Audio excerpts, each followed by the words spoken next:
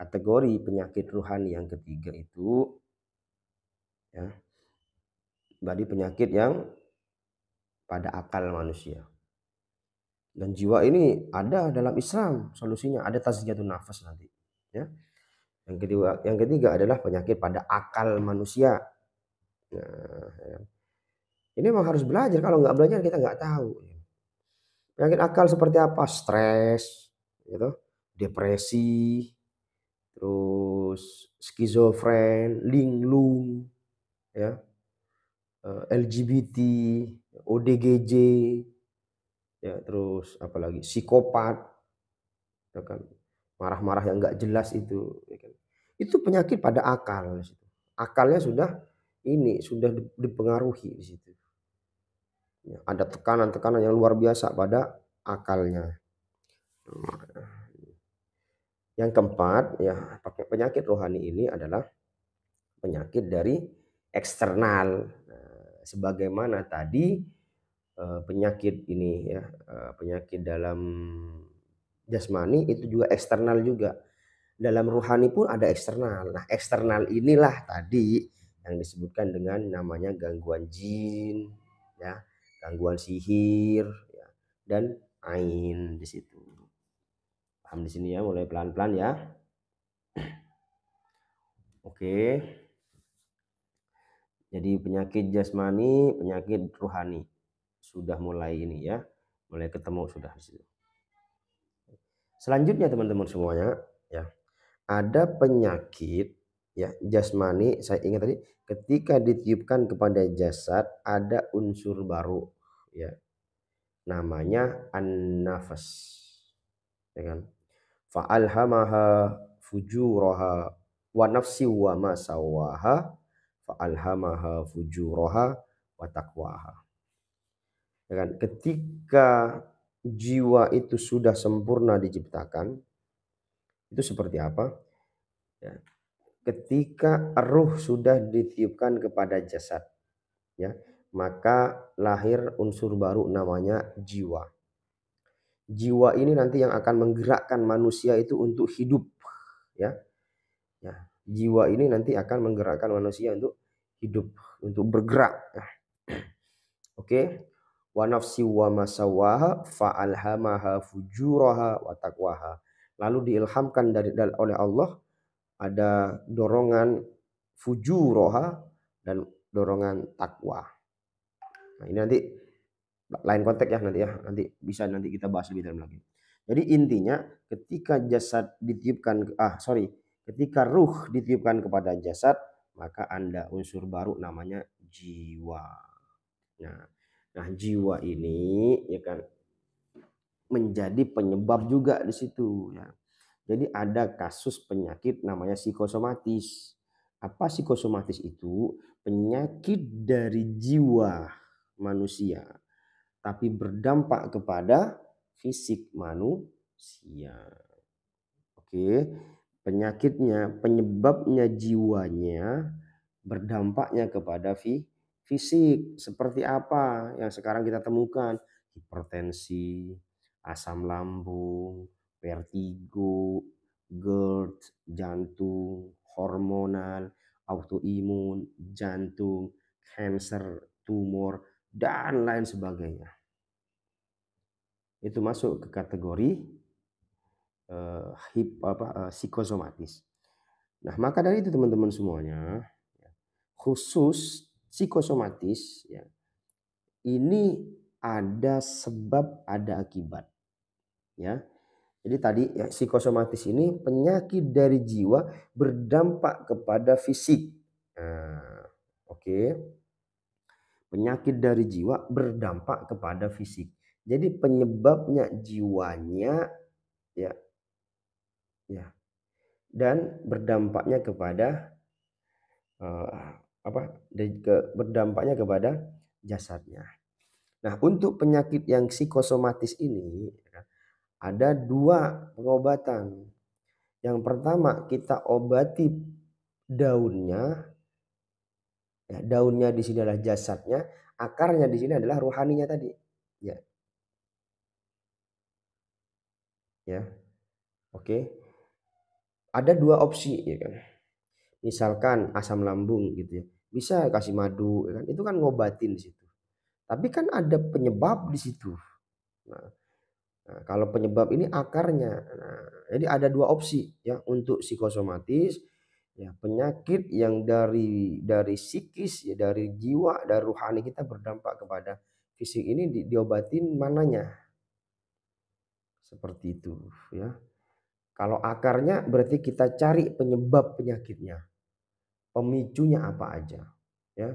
Kalau kita cuma mengobatin permukaannya, ya kita obatin saja dengan herbal, dengan obat medis, dengan apalah ya, yang semuanya ya, yang kelihatan semuanya. Nah itu bisa. Oke, jadi itu karakter penyakit teman-teman semuanya. Nah kita sekarang ya, harus bisa mendiagnosa penyakit kita ini ya, penyakit kita ini penyakit jasmani, penyakit rohani, atau penyakit psikosomatis. Paham di situ?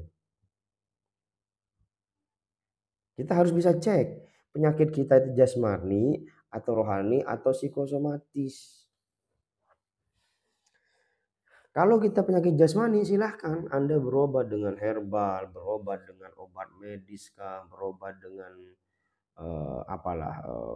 tabib, terus dengan pijet lah, dengan bekam atau ya itu penyakit jasad. Tapi kalau penyakit kita rohani berarti udah ya. Ciri-cirinya begini kalau rohani. Ketika dicek medis nggak ada, nggak terdeteksi itu penyakit rohani. Ya. Jadi sederhananya begitu. Ya, kalau kita mau lihat, misalkan penyakit saya ini, ya Ustadz, penyakit saya ini dicek medis, ada tuh terdiagnosa misalkan jantung. Nah itu bisa jadi penyakit jasmani. Ya.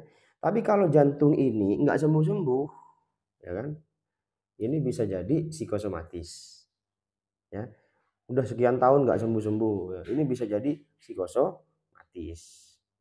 Nah, yang kedua, kalau kita punya penyakit jantung, seperti jantung sakitnya, tapi ketika dicek ternyata jantungnya bagus, ini mengarah kepada penyakit ini non medis. Paham ya di sini ya? Pelan-pelan disampaikan. Harus bisa mana penyakit kita.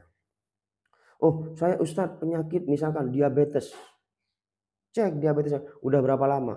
Udah setahun. Nah, udah berikhtiar secara medis. Sudah. Belum sembuh? Belum.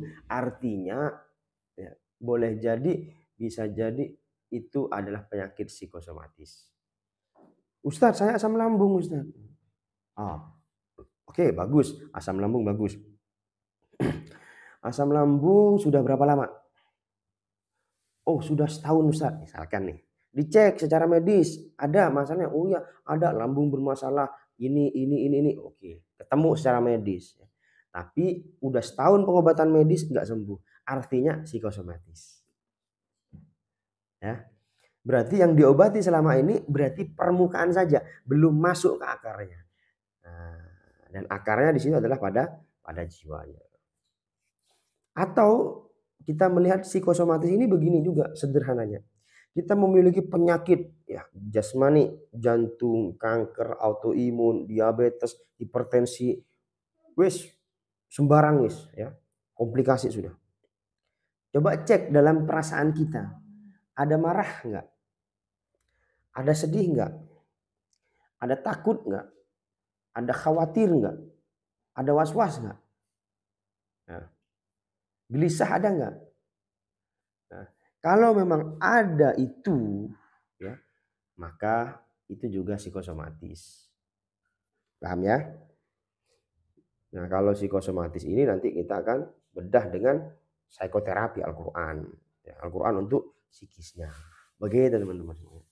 Jadi jangan jangan kaku gitu loh. Oh, ini medis, ini non medis. Ya, pelan-pelan dulu. Diagnosa dulu gitu loh. Pelan-pelan kita petani dulu. Begitu teman-teman. Ya. Nah, seperti itu kira-kira. Kurang lebihnya demikian. Ya, untuk memetani penyakit-penyakit dalam diri kita. Karena diagnosa ini perlu sekali, teman-teman semua. Kita mendiagnosa penyakit kita ini penyakit apa, ya kan? Ini sangat perlu sekali, ya, sangat penting sekali. Karena diagnosa yang tepat maka akan memberikan obat yang tepat. Catat itu. Diagnosanya tepat, solusinya tepat. Ya. Diagnosanya meleset, wes luput kabeh wes. Ya. Salah satu diagnosa yang tidak tepat adalah penyakit yang tidak kunjung sembuh, penyakit yang menahun, ya, penyakit yang sudah bertahun-tahun nggak sembuh-sembuh. Itu boleh jadi selama ini salah diagnosa. Ya, makanya kita diagnosa ulang. Ya, kita diagnosa ulang. Rasulullah telah bersabda, likulli da'in dawa, semua penyakit ada obatnya. Ya. Wa idza usiba dawa'ud da'i bara'ah biidznillah azza wajalla. Ketika obat bertemu penyakit maka sembuh. Catat itu. Obat bertemu sakit sembuh. Ya. Atas izin Allah azza wajalla. Nah, seperti itu teman-teman semua. Jadi obat kalau bertemu dengan penyakitnya maka sembuh kata Rasulullah. Nah, kalau kita sudah diobatin selama ini terus nggak sembuh-sembuh, bisa jadi itu bukan obatnya. Atau mungkin tadi salah diagnosa. Maka dari itu, yuk kita mulai petani lagi penyakit-penyakit kita itu apa aja, ya kan? Dipetani lagi, ya, sehingga nanti kita mulai memahami, ya, mana penyakit kita itu, penyakit jasmani itu yang mana, penyakit rohani itu yang mana, penyakit dalam psikosomatis itu yang mana. Nih, cari teman-teman. Ya, kita diagnosa ulang. Ya. Kalau mau dibantu, silahkan datang ke Rehapati, nanti kita diagnosa ulang. Ya, untuk menemukan solusi penyakitnya. Barakallahu fikum, ya, semoga ini menjadi pemahaman baru, ya, dan memberikan wawasan baru. Jadi nggak semua itu penyakit harus medis. Penyakit, ini dokter, penyakit obat, tidak. Ya, nggak semua penyakit langsung oh ini kedukun nih. ini langsung diobatin ini guna-guna ini. Oh ini sihir. Tidak juga. Ya. Jadi butuh diagnosa. Ya, seperti itu ya. Dan insya Allah ya, Al-Quran akan menyembuhkan semua penyakit dalam diri kita. Baik itu penyakit jasmani, penyakit rohani, dan psikosomatis tadi. Oke, semoga bermanfaat. Barakallahu fikum. Assalamualaikum warahmatullahi wabarakatuh.